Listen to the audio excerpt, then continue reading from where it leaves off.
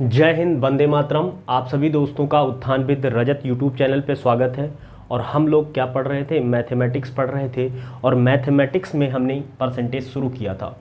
Percentage से हमने बात की थी फ्रैक्शन की, और फ्रैक्शन के बारे में थोड़ा बहुत जाना समझा था। तो थोड़ा सा फ्रैक्शन के बारे में हम एक बार थोड़ा ब्रीफ कर दें कि जो हमारा फ्रैक्शन से या दशमलव भिन्न के बारे में हमने कुछ जाना था। जैसे कि मैंने एक पॉइंट बताया था कि अगर इस संख्या पे बार लगा हो तो ये तो हमारी दिखाती है रिपीटेशन को, लेकिन ये हमारा दिखाता है नेगेटिव को। अगर मैं आगे बढ़ने की कोशिश करूं तो वहाँ पे क्या देखता हूं? अगर मैं मिक्स फ्रैक्शन की बात करूं, थोड़ा सा और डिटेल करेंगे फ्रैक्शन के बारे में, ताकि जो भी छोटी से छोटी पॉइंट हैं वो हमारे यहाँ पे कवर अप हो जाएं। तो जब मैं क्वेश्चन कर रहा हूँ तो चीज़ें आपकी इजीली सॉल्व हो जाएं। ठीक है, आगे बढ़ेंगे और देखेंगे कि मिक्स फ्रैक्शन क्या होती है। अगर मैं लिखने की कोशिश करूँ 2/1/3, अब इस भिन्न को मैं लिखने की कोशिश करता हूँ।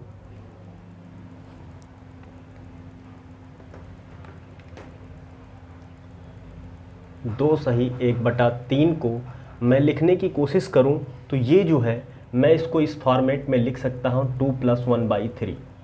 अच्छा, ठीक बात। तो 2 क्या है? एक प्राकृतिक संख्या है, एक प्राकृतिक संख्या है। और हम अगर जानकारी करें तो ये हमारे सामने क्या दी रखी है? ये हमारी एक भिन्न संख्या है। तो जो मिक्स फ्रैक्शन होती है वो प्राकृतिक संख्या और भिन्न का मेल होता है। हम इसी को और आगे बढ़ाने की कोशिश करें तो इसको हम लिख सकते हैं 2 × 3 = 6/7, 7/3। 7/3 भी इसको लिखा जा सकता है। तो इसको समझ में क्या आया कि हम इस भिन्न को या तो चाहें तो इस फॉर्मेट में भी लिख सकते हैं, ये भी फॉर्मेट सही, और या चाहें ये भी फॉर्मेट सही। या आप फिर से समझो इसको, मैं अगर चाहूँ 4 सही 1/3 को, यहाँ लिखिए 4 सही 1/3 को मैं लिखने की कोशिश करूँ तो इसको मैं लिख सकता हूँ 4 + 1/3 भी लिख सकता हूँ, और इसी को मैं लिख सकता हूँ 4 × 3 = 12/3। तो ये दोनों इसके क्या हैं? फॉर्मेट हैं। ये चीज़ आपको यहाँ तक समझ में आई होगी। आगे मैं अगर चलने की कोशिश करूँ और कुछ चीज़ें जोड़ूंगा,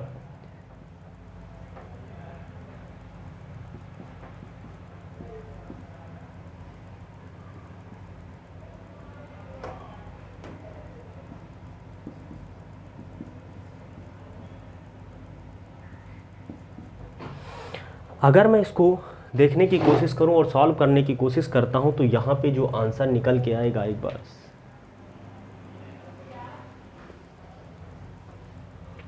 यहाँ पे इसका आंसर क्या निकल के आएगा? अगर मैं इसको डिटेल करूं तो डिटेल करूंगा तो 40 प्लस इसको क्या लिख सकता हूं? 11 + 30 + 5/11। क्या मैं इसको ऐसे लिख सकता हूँ?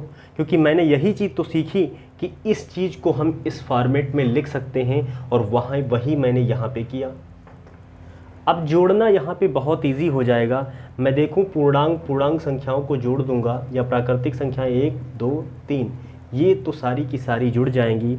40 30 70 और 60 130। मैं क्या लिख सकता हूँ? 130 प्लस अगर मैं इस फ्रैक्शन को फ्रैक्शन के साथ जोड़ेंगे और 4/11 प्लस 5/11 प्लस 6/11 के मैं जोड़ूं तो चूंकि हर समान है, इसलिए मैं लिख सकता हूं 11/15। अब इसको मैं फिर से तोड़ूंगा और इसको मैं लिख सकता हूं, तो यहाँ पे क्या आएगा? 1 ही 4/11, और ये फाइनल आंसर दे देगा 131/4/6।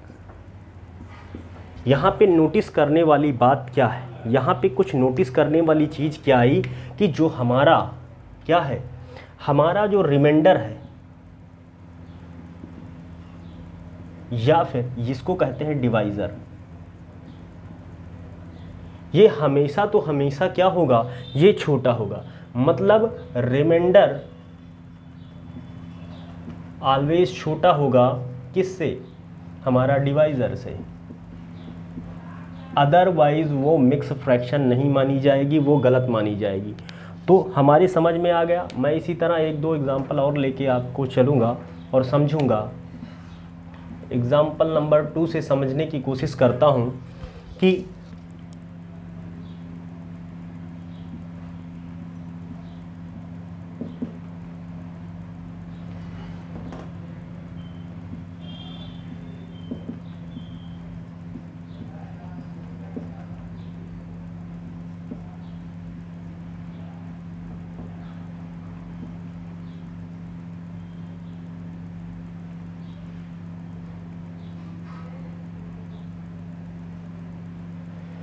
अब इसको मैं फिर से जोड़ूं और वही चीज़ यहाँ पे करूँगा, क्योंकि मैं जानता हूँ क्या 11, 12 और 7 क्यों जोड़ूंगा डायरेक्ट, अब समझ में आ गया है, क्योंकि मैं इसको इस तरह तोड़ता हूँ।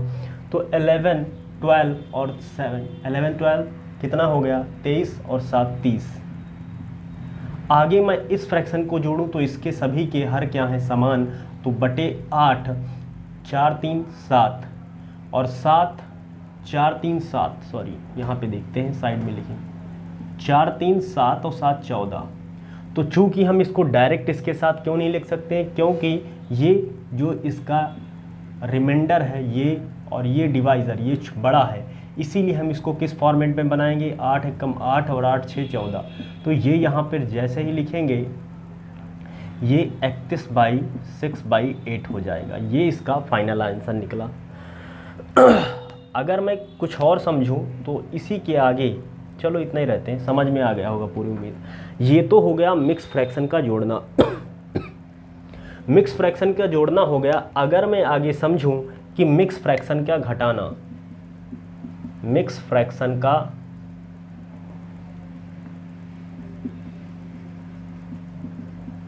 का घटाना, मिक्स फ्रैक्शन का अगर मैं घटाना सीखूं तो क्या होगा, मिक्स फ्रैक्शन के घटाने में मैं सीखने की कोशिश करूंगा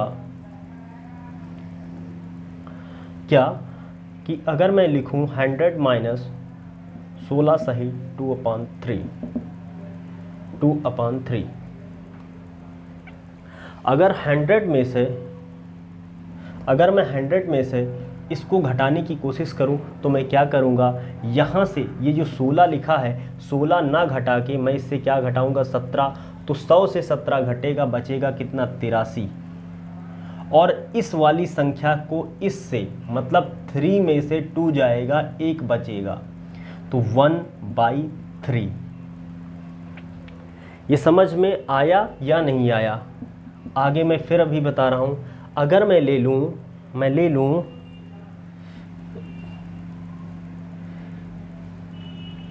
200 माइनस 37 सही 1/3, ठीक, या 37 सही 1/3 लिखूँगा और मैं इसको समझूं तो इससे मैं क्या घटाऊंगा, 37 ना घटा के मैं क्या घटाऊंगा, 38 घटाऊंगा। तो 38 यानी कि 162, और 3 में से 1 जाएगा, 2 बचेगा, 2 सही 1/3। मुझे पूरी उम्मीद है कि आपको ये जो मैं कहना चाह रहा हूँ वो आपको समझ में आ रहा होगा। अच्छा, ये आप पूछ रहे होंगे कि आप 16 क्यों नहीं घटा रहे हैं या आप 37 क्यों नहीं घटा रहे हैं। तो 37 क्यों नहीं घटा रहे हैं या 16 क्यों नहीं घटा रहे हैं, इसके पीछे एक लॉजिक है। और लॉजिक क्या है, वो बहुत बेहतरीन लॉजिक है, मैं उसको आपको बता दे रहा हूँ कि अगर मैं कहूँ 100 माइनस 16/2/3, क्योंकि चीज़ों के अगर हम कॉन्सेप्ट और लॉजिक जान जाएंगे तो आगे हमारा ये बेस बन रहा है कि आगे वो चीज़ हमारे दिमाग में कैलकुलेशन होने में ईजिली हो जाएगी। जब हम क्वेश्चन कर रहे होंगे तो वो फटाफट दिमाग में काम होता जाएगा। अदरवाइज़ क्या है, क्वेश्चन आप कोई भी सॉल्व कर रहे हो, कम से कम जितना ज़्यादा कैलकुलेशन आप कम कर पाओगे वही बेहतरीन है। और यही काम है इस चीज़ों का कि अगर मैं देखूं 100 में से मैं 16 ना घटा के 17 घटाऊंगा, चूँकि हम इस चीज़ को प्रूफ करने वाले हैं या समझने की कोशिश करेंगे। तो क्या है, मैं इसको देखता हूँ तो हमने पीछे की क्लासेस में पढ़ा है कि 4/3 या अभी मैंने इसको बताया कि मैं कैसे लिख सकता हूँ, इसको मैं लिख सकता हूँ 16/2/3। और हम जानते हैं कि माइनस के साथ अगर ब्रैकेट खुलेगा तो 100 माइनस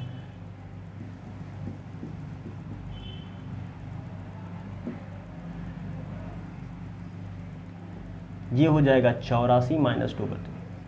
अब ये प्रक्रिया हुई, बस यही प्रक्रिया हम नहीं करना चाहते थे, क्योंकि ये जो यहाँ तक जो आने का प्रोसेस है, ये अब इसको सॉल्व करना काफ़ी कठिन हो जाएगा, क्योंकि किसी क्वेश्चन में जाके आप मल्टीप्लाई बार बार गुणा कर रहे हो, घटा रहे हो, वो चीज़ नहीं, डायरेक्ट कम से कम कोई स्टेप में आंसर आना चाहिए। अब फिर क्या करोगे, इसकी मल्टीप्लाई करोगे, फिर इसको घटाओगे, फिर बटे में ये 3 लिखोगे। तो इसी चीज़ से बचने के लिए हमने क्या किया था, यहाँ पे एक हमने एक्स्ट्रा घटा दिया, और वो क्यों घटाया अब जानेंगे। यहाँ पे हमने क्यों घटाया वो हम अब जानने की कोशिश करेंगे, कि अगर मैं 100 माइनस 16/2/3 इसको हम तोड़ने की कोशिश करते हैं, 100 माइनस 16 प्लस 2/3। अब हम क्या करेंगे, इसमें कुछ ऐसा, इस भिन्न के साथ कुछ ऐसा जोड़ दें कि इस भिन्न को वो एक बना दे। तो एक बनाने के लिए हम 1/3, क्योंकि हर सेम, और ऊपर 3 नीचे 3, 1 बन जाएगा। अब ये तो एक्स्ट्रा चीज़ हमने ली, इसीलिए इसको रिकवर करने के लिए हमने क्या किया, इतने ही घटा दिया इससे। तो हमारा जो अब जब ब्रैकेट खुलेगा तो ये तो अपने आप में एक आंसर क्रिएट कर दिया, एक ये और प्लस का ये 16, तो ये 16 और एक मिल के ये 17 बना दिया। तो ये 16 मिल के 17 जब बनाया तो हमारा आगे 1 - 3/3 बचा। आगे जैसे ही हम ब्रैकेट ओपन करते हैं, 100 माइनस ये 17 हो जाएगा, और माइनस माइनस प्लस हो जाएगा।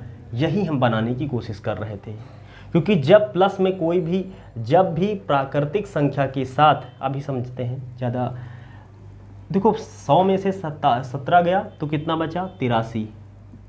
और हम जानते हैं कि प्लस में कोई भी चीज़ ऐसे लिखी होती है तो हम उसको ऐसे लिख सकते हैं, कोई दिमाग लगाने की ज़रूरत नहीं लगी। मुझे पूरी उम्मीद है कि मैंने जो बताना चाहा वो आपके समझ में आ गया। अगर आप कहो तो मैं 1-2 एग्जाम्पल के साथ सेट करके और आपको बता दूं, ठीक। अगर मैं कहूं, इसी तरह मैं आपसे कहना चाहूं, अगर मैं कहूं 100 माइनस 9/11, तो आप इससे क्या करोगे सर, आप इससे 9 नहीं घटाओगे, क्या घटाओगे आप, चलो इसको प्रूफ ही कर देते हैं, सबसे बेहतरीन है। तो इससे क्या करोगे, 9 प्लस 1/11। अब इसमें कुछ ऐसा जोड़ो ताकि ये क्या बना दे, ठीक, और इतना ही घटा दे, ठीक। जब हम इतना ही घटा देंगे तो 100 माइनस ये हमने जाना 1 बना दिया, तो 9 और 1 ये 10 है ना, ये 10 बन गया।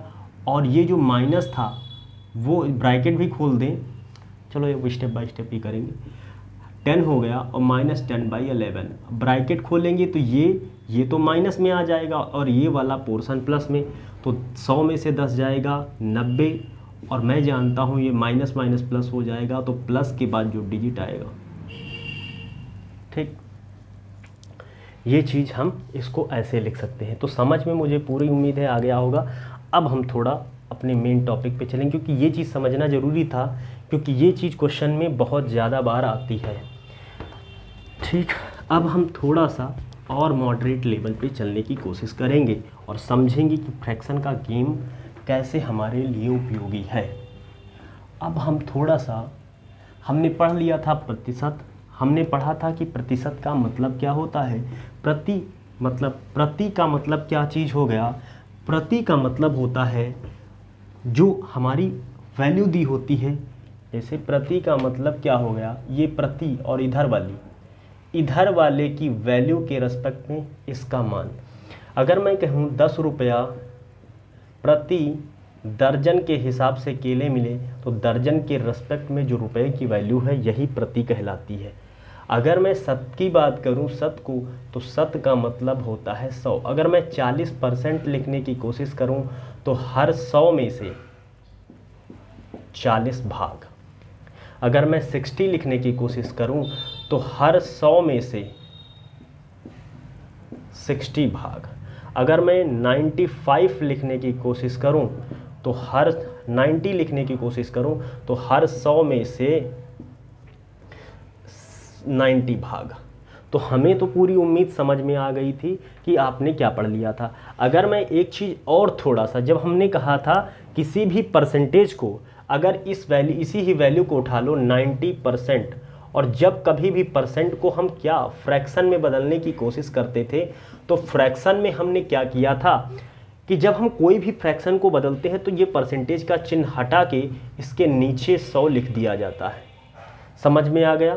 फिर इसमें काट पीट मचा देते हैं। अगर मैं दूसरा बात करने की कोशिश करूं कि फ्रैक्शन से परसेंटेज में बदलने के लिए, फ्रैक्शन टू परसेंटेज, तो इसमें क्या करते थे, जैसे मेरे सामने 1/5 लिखा है और इसको मैं फ्रैक्शन में बदलने की कोशिश करूंगा तो गुणे में 100 और इसके साथ ही ये परसेंटेज का जो है सिंबल चिपका रहेगा 20, तो ये 20% हुआ था। ये तो बात हमने कल तक की थी और अब हम इसके आगे पढ़ेंगे कुछ मोस्ट इम्पॉर्टेंट जो हमारी फ्रैक्शंस हैं। ठीक, मोस्ट इम्पॉर्टेंट फ्रैक्शन जो हमारे दिमाग में होनी चाहिए। हालांकि मैं ये नहीं कह रहा हूँ कि आप उसको याद करिए, लेकिन ये ज़रूर कह रहा हूँ कि उसको याद हो जाएगी, क्योंकि इतनी बार हम लोग प्रैक्टिस कर लिया जाएगा ताकि दिक्कत ना रहे।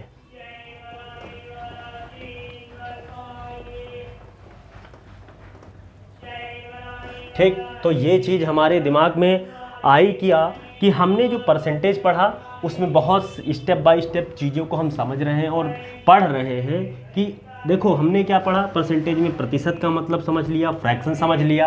अब हम पढ़ेंगे कि बेसिक फ्रैक्शंस क्या होती हैं। बेसिक फ्रैक्शंस में हम क्या करेंगे, बेसिक फ्रैक्शंस में हम कुछ हूबहू की हूबहू फ्रैक्शंस के मान याद करने होंगे, और हम याद नहीं करेंगे, हम उनको प्रैक्टिस करेंगे ताकि हमें वो बार बार अगर प्रैक्टिस में आ जाएंगी चीज़ें तो समझ में आ जाएगा। जैसे बेसिक फ्रैक्शंस की मैं बात करूं, मैं लिखने की कोशिश करूं 1/2, तो इसको मैं लिख सकता हूं 50%। मैं इधर ही बचा लूं या उधर स्पेस बचा लूं, इधर ज़्यादा सही है।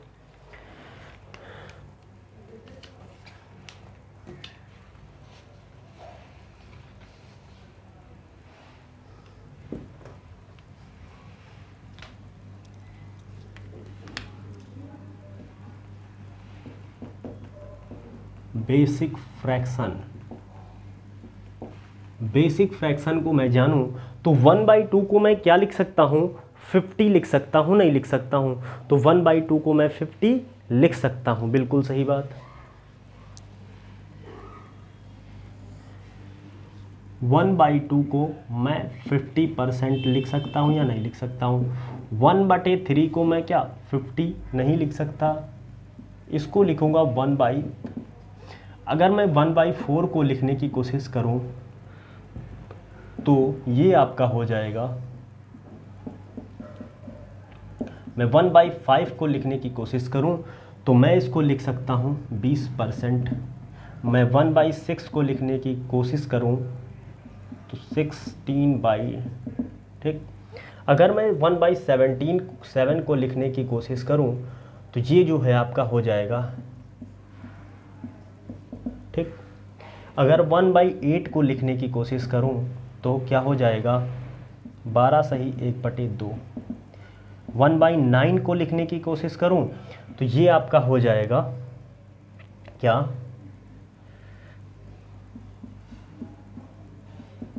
परसेंटेज में 1/10 को लिखने की कोशिश करूं तो 10% हो जाएगा।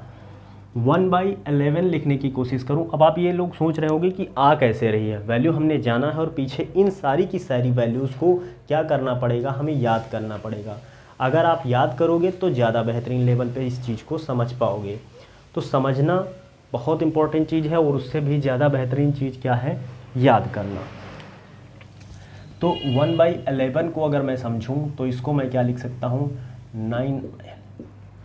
1/12 को लिखने की कोशिश करूं तो 8/1/3 को लिख सकता हूं, ठीक। इसी तरह हम चीज़ों को बढ़ते जाएंगे और आगे चीज़ें समझते जाएंगे, ठीक, आगे मैं सारी की सारी फ्रैक्शन आपके सामने लिख दे रहा हूँ और आप इसको रिपीट करिएगा। तो ये तो रही सारी की सारी इतनी फ्रैक्शंस। अब हम इनको क्वेश्चंस पे प्रैक्टिस करेंगे और क्वेश्चन पे प्रैक्टिस करने से पहले हम जान लें इसमें कि क्या क्या कुछ इंपॉर्टेंट फ्रैक्शन है। जैसे कि हमारी फ्रैक्शन नंबर 1, ये हमको याद ही होनी चाहिए, या फिर याद होनी क्या, याद हो ही जाएंगी, लेकिन फिर ये इम्पॉर्टेंट है। इसको ले लें, इसको ले लें और ये इसको ले लें। ये ज़्यादा से ज़्यादा यूज़ होने वाली आपकी फ्रैक्शंस हैं क्वेश्चन में, इसलिए दिमाग पे ज़्यादा बेहतरीन लेवल पे छपी होनी चाहिए।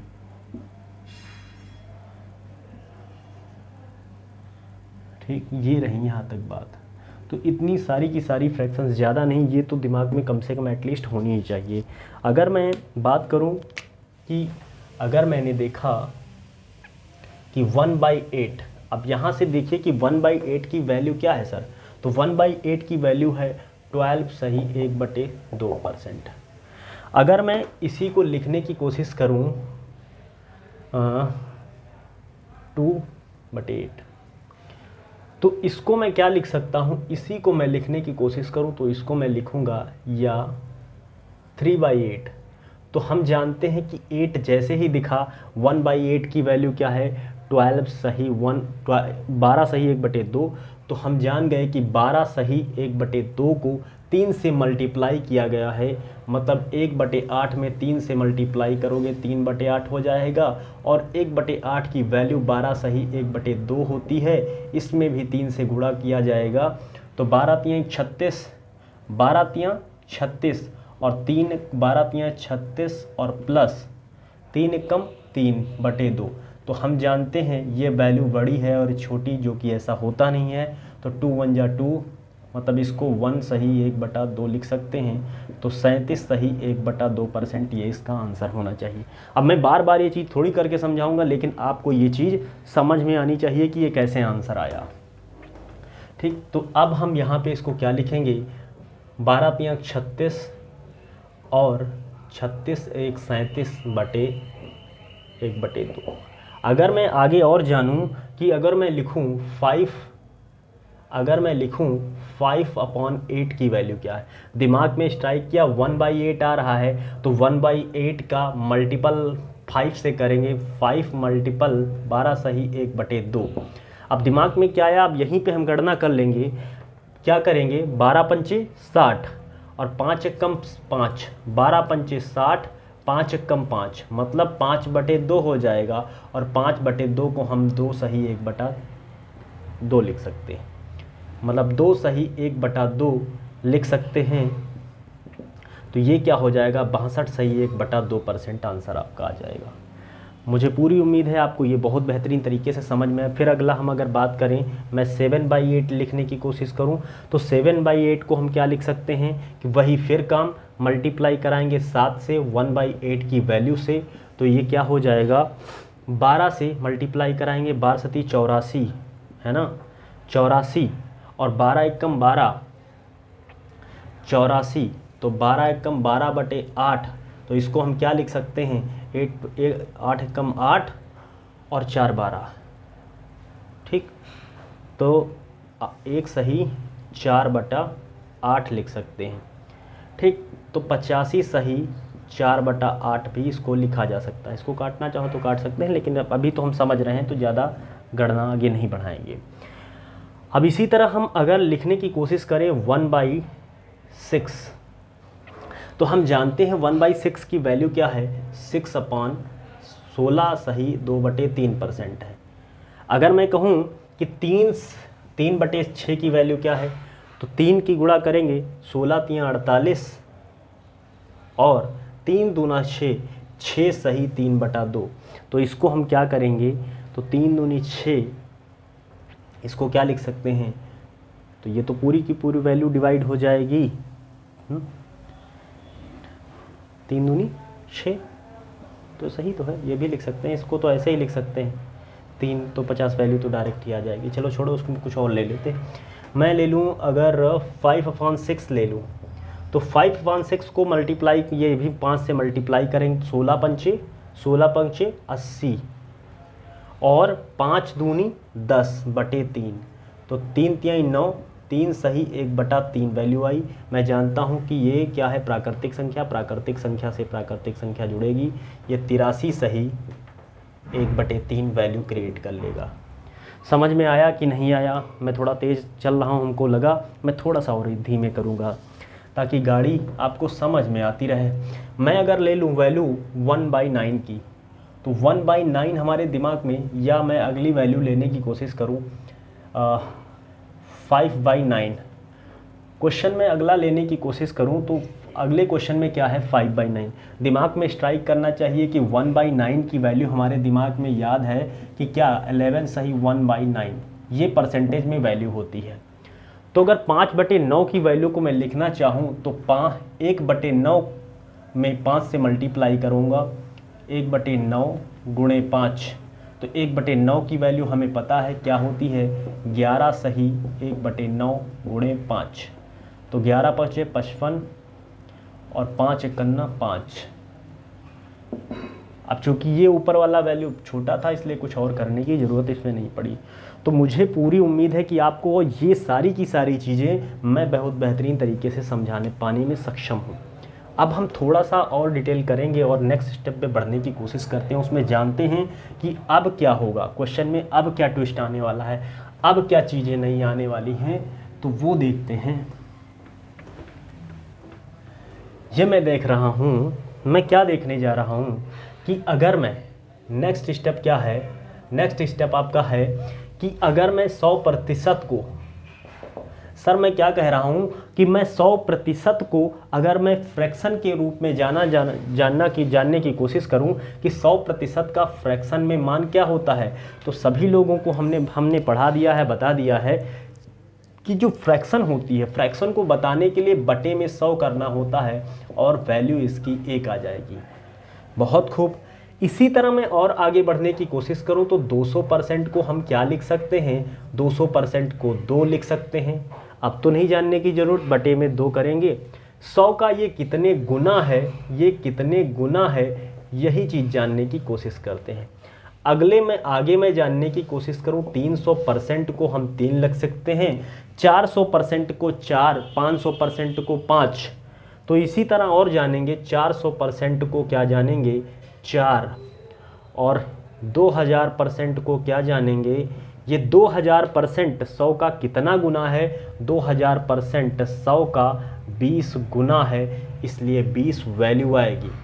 और अगर ऊपर बढ़ने की कोशिश करें तो मैं पूछूं 10,000% की जो फ्रैक्शन मान है वो क्या होगा, तो 10,000% इसका कितने गुना है, मतलब 100 गुना है, तो इसलिए इसकी फ्रैक्शन वैल्यू 100 आएगी। अगर मैं 20,000 को ले लूँ या जितनी भी वैल्यू लेनी चाहूँ तो वो 100 का कितना गुना है, और नहीं समझ में आता है तो 100 में 2 जीरो होते हैं, उसके पीछे के 2 जीरो हटा दो, ये चीज़ अपने आप में निकल के आ जाएगी। मैं जो बता रहा हूँ क्या आप समझ पा रहे हैं क्या मैं कहने की कोशिश कर रहा हूँ, क्योंकि इसका आगे बहुत बड़ा काम होने वाला है। अब काम क्या होने वाला है अब समझते हैं इसके बारे में। काम क्या होगा इसके बारे में थोड़ा सा समझेंगे हम ब्रीफ में, ठीक। आइए भाई थोड़ा देखते हैं। ये रही चीज़ें आपके सामने, ये आपको समझ में आया होगा और हम चाहते हैं आपको समझ में आए भी, नहीं तो फिर आगे का काम मेरा बंद हो जाएगा, ठीक।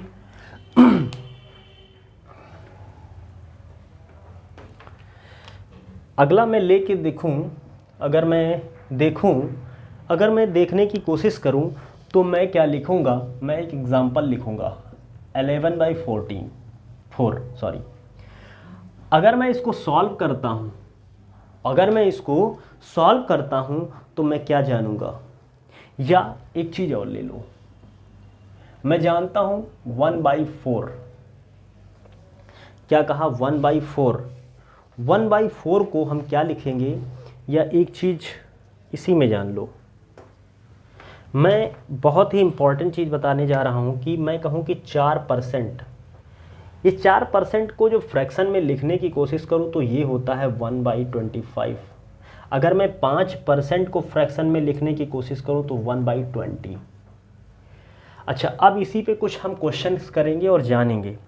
अगर मैं कहूँ कि 20% को फ्रैक्शन में लिखो तो दिमाग में क्या आएगा कि ये जो 20% है ये किसका गुणज है, ये 5 का है या 4 का है? तो कहेंगे आप दोनों का है। चलो ठीक, बहुत अच्छी बात। अगर मैं कहूँ ये 8%, अगर मैं 8% पूछूं तो 8% किसका मल्टीपल है? 8% 4 का मल्टीपल है, और हम जानते हैं कि 4% को 2 से मल्टीप्लाई कराएंगे तो क्या आ जाएगा? तो 4% की वैल्यू हमने जानी कि 1/25 मल्टीप्लाई 2, तो ये जो वैल्यू निकल के आई ये ऐसे आएगी। अगर मैं बात करूं अगर मैं बात करूं 28 की, तो ये 28 7 मल्टीप्लाई 4% को दिखाता है, और हम जानते हैं हम इसको इस फॉर्मेट में लिख सकते हैं। इसी तरह मैं 32 को लिखने की कोशिश करूं तो 8/25 लिख सकता हूं। अगर मैं 40 लिखूं और 40% को फ्रैक्शन में बदलने की कोशिश करूं तो दिमाग में क्या आया कि जो 40% है ये अपने आप में गुणज किसका है? 5 का, तो 8, और हम जानते हैं 8 गुणे 1/20, तो 8/20 ये वैल्यू आएगी। ठीक, अभी तो मैं सीख रहा हूँ चीज़ों को, इसलिए मैं वैसे बता रहा हूँ। अगर मैं 45 को लिखने की कोशिश करूँ तो 5 9 45, और ये हो जाएगा 20। तो ये सारी की सारी चीज़ें आपके दिमाग में सेट हो जा रही हैं, और अब हम थोड़ा सा इसमें और ट्विस्ट लाने की कोशिश करेंगे या समझेंगे। तो हमारी जो इम्पोर्टेंट वैल्यू थी 1/6 को हम क्या लिखेंगे? 1/6 को हम 16 सही 2/3 लिखेंगे। 1/7 को क्या लिखेंगे? 14 सही 2/7 लिखेंगे। 1/8 को क्या लिखेंगे? 12 सही 1/2% लिख सकते हैं। और मैं कहूँ कि 1/9 को क्या लिख सकते हैं? 1/9 को हम क्या लिख सकते हैं? 11 सही 1/9, और 12 को इसको उल्टा कर देते हैं, 11 को क्या लिख सकते हैं? 1 सही 9 सही 1/11। इसी तरह 14 को 14 सही 1/7, और 16 को 16 6 सही 1/4 लिख सकते हैं। अब हम थोड़ा सा इसमें आगे बढ़ने की कोशिश करेंगे और जानेंगे कि क्या है राज। फ्रैक्शन इतनी बेहतरीन लेवल पे जाएगी आपकी कि कोई भी डाउट परसेंटेज में रह ही नहीं जाएगा, ताकि जब हम क्वेश्चन करें तो मक्खन मलाईदार बिल फट फट फट फट क्वेश्चन होते रहें, ताकि जब वहाँ पे कोई भी चीज़ समझ में ना आने जैसी कोई चीज़ ना रहे। ठीक, हम देखते क्या हैं। अगर मैं लूँ 11/4, क्या है? 11/4। अगर हम 11/4 को देखें और इसको समझें कि 11/4 क्या है, या थोड़ा सा चलो क्वेश्चन कुछ कर लें। मैं अगर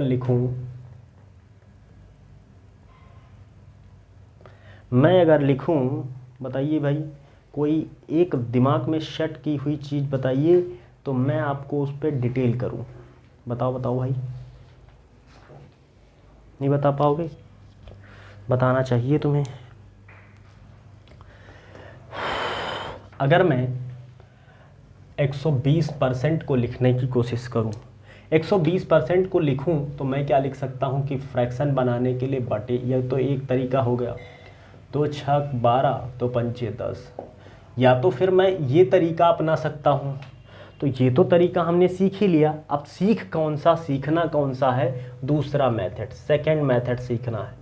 अगर मैं लिखूँ 100 + 20%, 100 को मैं क्या लिख सकता हूँ? 1 लिख सकता हूँ या नहीं लिख सकता हूँ? मैंने पीछे पढ़ा है नहीं पढ़ा है? 100 को मैं क्या लिख सकता हूँ? 1 लिख सकता हूँ, और मैं इसको क्या लिख सकता हूँ? 1/5, और हम जानते हैं इसको क्या लिख सकते हैं? 1 सही 1/14। समझ में आया? और या चाहे इसको हम लिख सकते हैं 6/5। इसी तरह मैं लिखूँ 544 सही, कुछ भी लिख लो, या मैं ढेर सारे क्वेश्चन आपको दे रहा हूँ, उनको आप अपने आप सॉल्व करिए और उसके बाद मैं आपको कराऊंगा, वीडियो पॉज करिएगा और आप उसको सॉल्व करिएगा अपने आप से, क्योंकि ये तो मैंने एग्जांपल सेट कर दिया, अब मैं क्वेश्चंस आपको खुद दे रहा हूँ।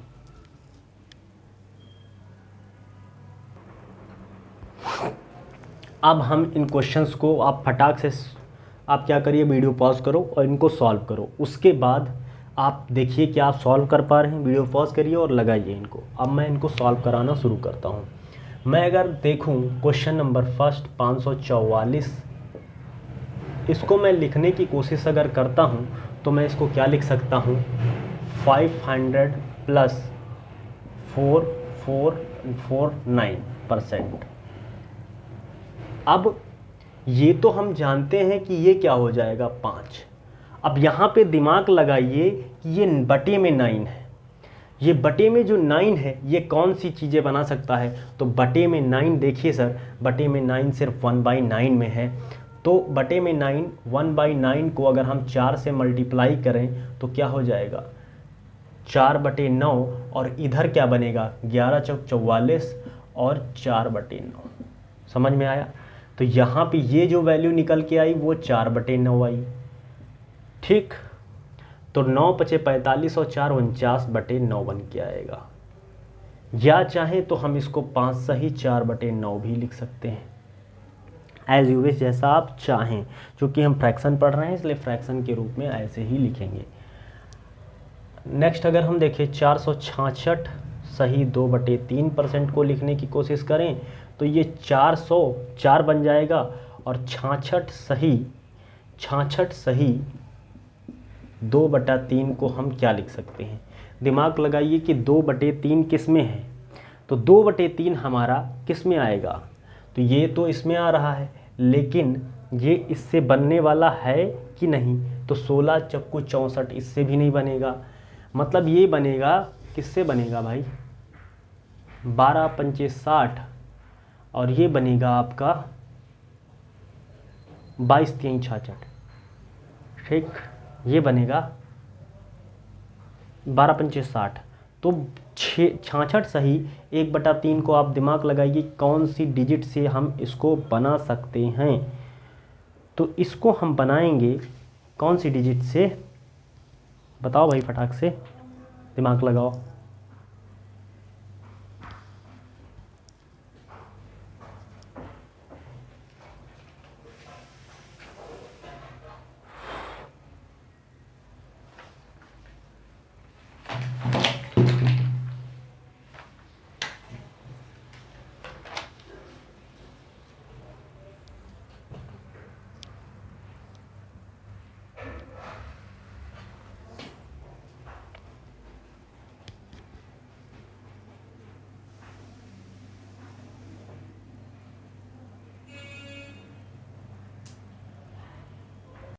कि हम लोग जो है देख क्या रहे थे, हम लोगों ने देखा कि हम अभी जस्ट पीछे क्या पढ़े हैं, एक 4% को क्या लिख सकते हैं, 1/25।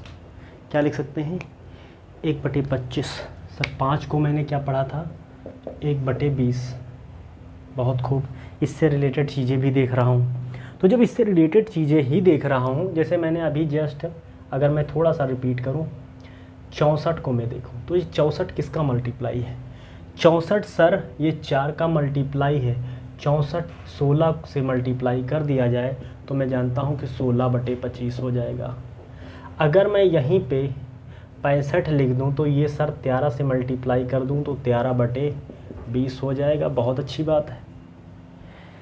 अगर मैं थोड़ा सा और आगे बढ़ूँ, अगर 120/100 लिखूँ, अगर मैं परसेंटेज को वैल्यू को फ्रैक्शन में बदलने की कोशिश करूं तो आप क्या कहोगे, 120/100 कर दो। बिल्कुल सही बात, 2 छाक 12 और 2 पंचे 10, 2 बदल गया।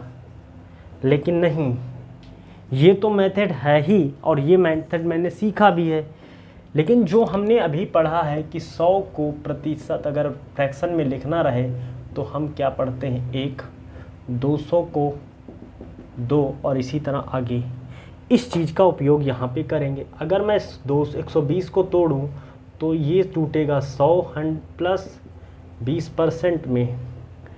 अगर मैं 100 को लिखना चाहूँ तो 100 को क्या लिख सकता हूँ, 100 को 1 लिख सकता हूँ और इसको 1/5, ये भी वैल्यू आएगी 1/6/5। इसी तरह मैं क्वेश्चंस को आगे बढ़ाऊंगा। अगर मैं लिखूं 1028, बहुत अच्छी बात है, इसको लिखूंगा 1000 प्लस 28%। 1000 को हम जानते हैं इसकी वैल्यू 10 होगी। मैंने बताया था ये 100 का कितना गुना है, 10 गुना है, इसलिए फ्रैक्शन में 10। और 28 को मैंने देखा ये 4 का मल्टीपल है, इसलिए 7/25। तो ये क्या आएगा 257/25। ये तो रही बात यहाँ तक की। मैं अगर दूसरा एग्जांपल लूँ, मैं अगर कहूँ 666 सही 2/3% को लिखूँ, तो आप कहेंगे कि बिल्कुल मैं इसको लिख सकता हूँ 600% प्लस 66 सही 2/3%। अच्छी बात है। हम जानते हैं कि इसको मैं लिख सकता हूँ 6 और इसको मैं लिख सकता हूँ, मैं जानता हूँ 1/3। 1/3 का मतलब होता है 33 सही 1/3, और इधर भी मल्टीप्लाई 2 से, इधर भी मल्टीप्लाई 2, तो ये 2/3 और इसके 33 दूना 66, 2 एकन्ना 2। तो ये जो है 2/3 की वैल्यू लिखी है। तो 6 × 18 तो 20/3 की वैल्यू लिखी है। अगर मैं नेक्स्ट एग्जांपल की बात करूं, नेक्स्ट मैं कुल मिला के आपको फ्रैक्शन दिखा रहा हूं कि फ्रैक्शन कैसे करेंगे, बस प्रैक्टिस कराने का काम कर रहा हूं। मैं अगर लिखूं 544 सही 4/3% या 4/9% लिखूं, दिमाग में तो आया क्या, ये तो 500 हो ही गया। आगे मैं 444 सही 9/3 को क्या ही लिखूंगा। दिमाग में आया कि 1/9, हमारे दिमाग में 1/9 की वैल्यू स्ट्राइक करनी चाहिए 1/4%। अगर मैं मल्टीप्लाई करा दूं 4 से, तो इधर तो हो जाएगा 4/9 और इधर 11 चक्कू 44 और 11 चौक 44 और 4/9। तो ये तो वैल्यू हो गई पूरी की पूरी 4/9 की वैल्यू, और ये हो गया 5। तो 5 और 9 × 5 = 45, 4 × 49/9। आपको ये चीज़ें सारी की सारी समझ में आ ही रही होंगी। अगर मैं थोड़ा सा और आगे बढ़ूं, तो मैं अगर दूसरा एग्जांपल लूं, अगर मैं लिख दूं 762 सही, क्या लिखूं 762 सही 2/3, 2/3 क्या लिखूं, नहीं सॉरी 2/3 भी लिखोगे तो भी चेक कर लेना, और ये भी लिखो। तो ये तो मैं जानता हूँ कि 700% को तो मैं 707 लिख सकता हूँ, लेकिन 62 सही 2/1/2% किसकी वैल्यू है। अगर मैं जानने की कोशिश करूँ तो 1/8 की वैल्यू होती है, 12 सही 1/2%। ठीक, तो अगर 12 सही 2%, 12 96 4 और 8 4 एकम 4, ठीक, ये तो सही रही वैल्यू। अब मैं इधर मल्टीप्लाई करा दूं किससे, 5 से, और इधर भी मल्टीप्लाई 5 से, तो ये हूबहू वैल्यू इससे मिलने लगेगी। मतलब ये 5/8 की वैल्यू है। इसको हम आगे फ्रैक्शन में लिखाएंगे 5/8। तो ये 5/8 का मतलब हो जाएगा 8 × 7 = 56 और 5 × 61/7। ठीक बात, ये रही यहाँ तक की बात। अब मैं थोड़ा सा काम को और आगे बढ़ाऊँ, इससे आगे की कहानी को समझूं। इसको आप फटाफट नोट डाउन करिए, फिर मैं आगे की कहानी को और बढ़ाने की बात करूं।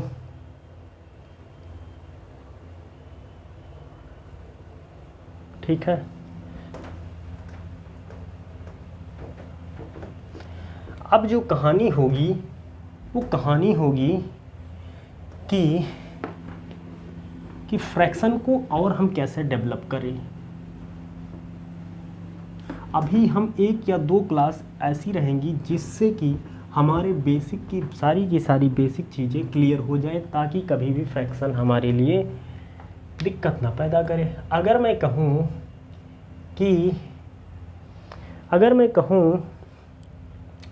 1/8 लिख दूँ, 4 ही लिख देता हूँ। 1/4 को मैं लिखूँ तो 1/25। अगर मैं 3/4 को पूछूं तो कुछ नहीं करना है, इधर 3 से मल्टीप्लाई, इधर 3 से मल्टीप्लाई, ये तो बन गया 3/4 और ये बन जाएगा 75। बहुत होशियारी वाली बात है। लेकिन मैं जैसे ही आगे बढ़ूंगा और मैं इसको बनाने की कोशिश करूंगा 11 इसका वैल्यू फाइंड आउट करूं, तो इसको भी मल्टीप्लाई से कर सकते हैं कि जैसे ही मल्टीप्लाई आपका क्या आया 11 गुणे 1/4 और 1/4 की वैल्यू हमें पता है कि ये है 25। लेकिन ये जो गुणा करने की प्रक्रिया है ये कुछ ज़्यादा लंबी हो जाएगी और ये धीरे धीरे करके जब डिजिट बढ़ने लगेंगे तो हमारे लिए समस्या हो जाएगी। इसीलिए इस समस्या से निजात पाने के लिए हमने क्या किया, 11/4 को दूसरे मेथड से समझा, 4 दूनी 8 और 4 दूनी 8 और 3 इस तरह हम लिख सकते हैं क्या। अच्छा, बहुत अच्छी बात है। मैं जानता हूं कि 202 को मैं 200 लिख सकता हूं परसेंटेज में, और 3/4 को अभी मैंने जाना कि 75। तो क्या जो ये आंसर था ये आया कि नहीं आया, आ गया, आया कि नहीं आया, आ गया। मतलब समझ में क्या बात आई, हम धीरे धीरे फ्रैक्शंस को और डीप में समझेंगे और उसको जितना इजी बना सकते हैं उतना इजी बनाया जाएगा। अब हम थोड़ा सा और आगे मूव ऑन करेंगे, और ये तो हमने सीख लिया, लेकिन इसी तरह की मैं और फ्रैक्शन अगर दूं, मैं लिखूं 1/3 बराबर क्या होता है 33 सही 1/3। अगर मैं इसी फ्रैक्शन को बढ़ाऊं और मैं आपके सामने लिख दूं कि 2/3 क्या होगा, आप इजीली बता दोगे कि 1 सही इतना परसेंट होता है। लेकिन अगर मैं कह दूं कि 19/3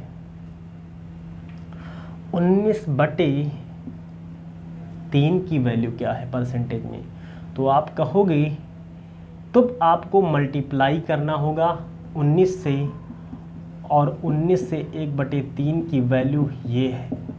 तो ये जो तरीका है ये बहुत ही गलत तरीका हो जाएगा, क्योंकि इतनी कैलकुलेशन में ही समय लगा दोगे तो कोई मतलब नहीं रह जाएगा। तो ये जो तरीका हमने निजात किया वो यहाँ पे लगाने की कोशिश करते हैं। तो 3 छक 18 और 3 एकम 3, 3 छक 18, 1 19 बन गया। 6 की वैल्यू 600 और 1/3 की वैल्यू 33 सही 1/3%। तो 633 सही 1/3%। ये तो रही बात यहाँ तक की। बहुत ज़्यादा गर्म होता है भाई साहब। अब मैं थोड़ा सा इसमें ट्विस्ट लाने की कोशिश करता हूँ। क्या ट्विस्ट लाऊंगा मैं, अगर मैं इसी को थोड़ा सा माइनस पे टारगेट करके देखूं, मैं 1/7 की वैल्यू जानता हूँ। 1/7 की वैल्यू होती है 2/14 सही 2/7%। अगर मैं इसी वैल्यू को क्या लिखूं, इसी वैल्यू को लिखूं कि 45 सही 7/7 की वैल्यू निकालिए, या 45 ना निकाल के आप 45 ही निकाल लीजिए, 45 ही निकालो। तो 7 छंग 42 और 3/7, तो 6 की 600 और 3/7 की वैल्यू क्या होगी, 4 14 तियाँ 42 और 3 दूनी 6/7, तो 42/6 सही 7 ये वैल्यू आएगी। यहाँ तक की वैल्यू हो गई। अब मैं लिखूँ कि 48/7 की वैल्यू क्या होगी। हम हमेशा क्या करेंगे, चाहे वो प्लस करना पड़े या माइनस, ज़्यादा से ज़्यादा डिजिट हमें कम यूज़ करने पड़े कैलकुलेशन में। अगर मैं इसी चीज़ को करूं तो 7 छंग 42 और प्लस 6/7।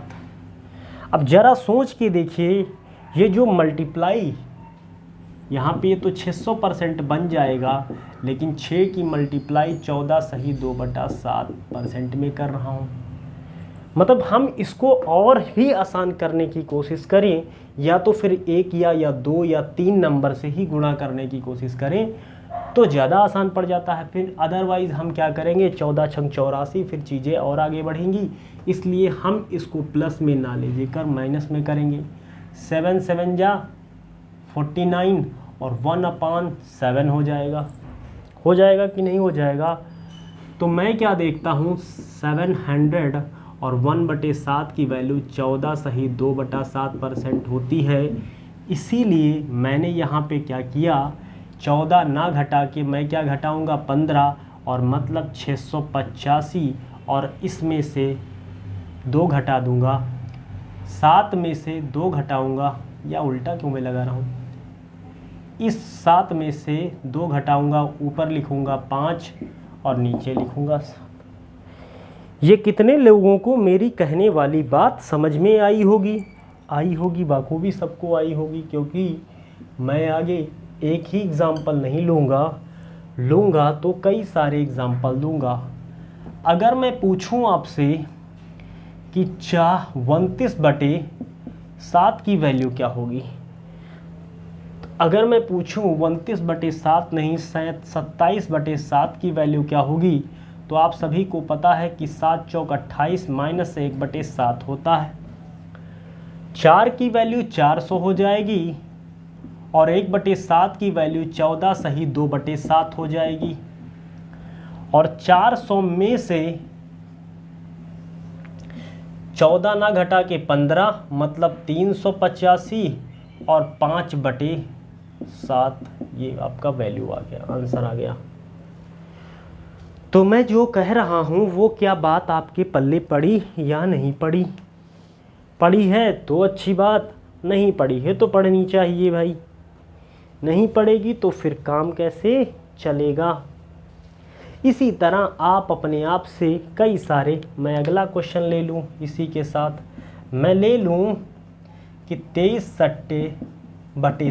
सटे, अगर मैं इसको देखूं तो 12 दूना, ये हमेशा डिजिट देखिए कि जब हम किसी चीज़ का गुणज देख रहे हैं तो वो प्लस के पास में है या माइनस के में।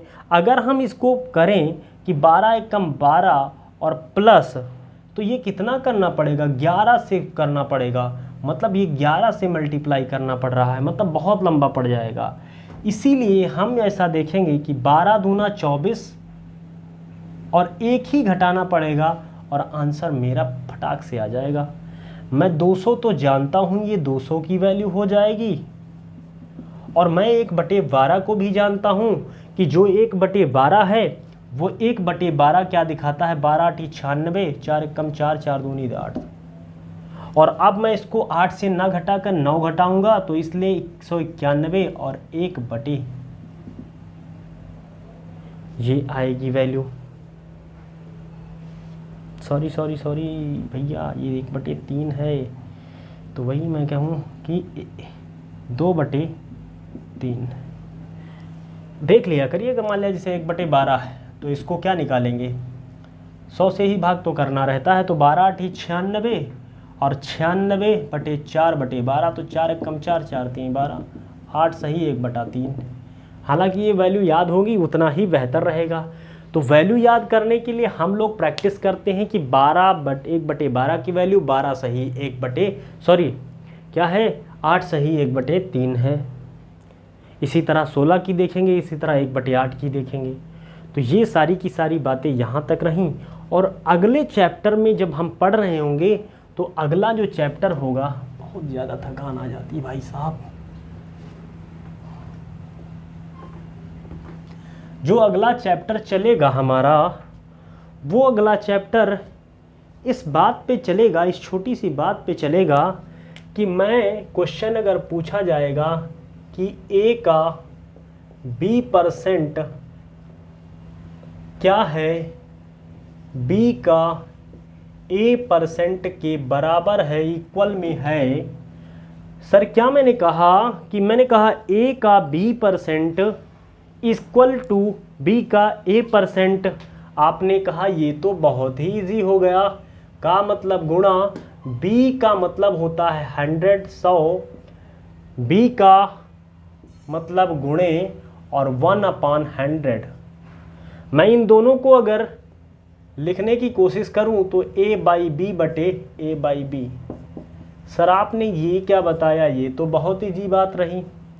बात तो इजी है, लेकिन इससे जो बनने वाली प्रॉब्लम्स हैं वो काफ़ी कॉम्प्लिकेटेड प्रॉब्लम्स बनती हैं, वो हमारे सामने काफ़ी बड़ी बड़ी चुनौतियां खड़ी करती हैं, और वो इवन क्वेश्चन तक बनते हैं CGL मेंस तक के। तो मैं इस पे चर्चा करूंगा अगली वाली क्लास में, और इस क्लास को यहीं पे विराम देने की कोशिश करता हूं। थैंक यू, धन्यवाद। और जिन लोगों ने, हाँ एक बात, जिन लोगों ने चैनल को लाइक शेयर सब्सक्राइब नहीं किया है, पहले फटाक से रिक्वेस्ट है, हम्बल रिक्वेस्ट है, चैनल को सब्सक्राइब करो और फटाक से लाइक करो। ठीक, थैंक यू।